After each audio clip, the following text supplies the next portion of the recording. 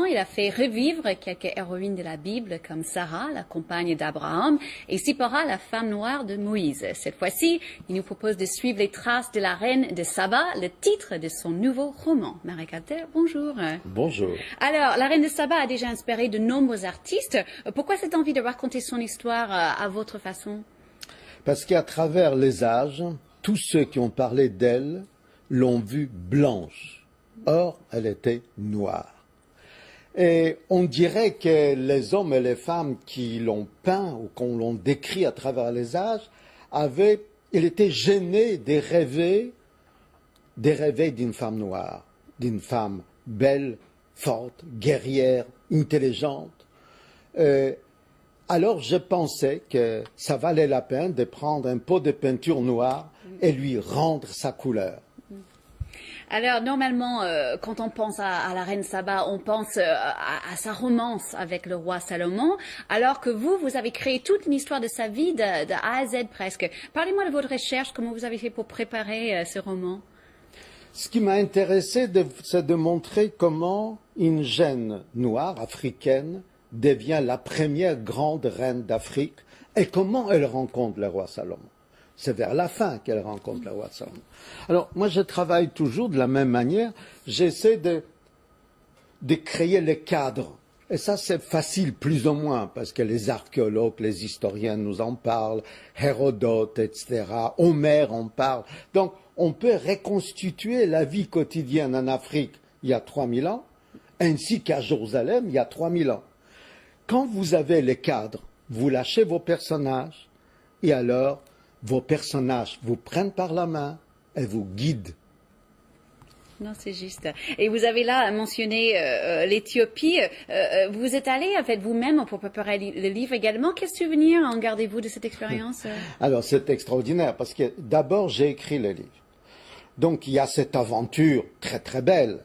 Bon, ceux qui nous regardent ont tous lu les Cantiques des Cantiques. C'est magnifique. C'est les plus beaux poèmes d'amour. Et il est écrit à quatre mains. C'est elle et lui et elle. Ils s'écrivent des lettres d'amour. Elle, c'est la reine de Saba, lui, c'est le roi de Salomon.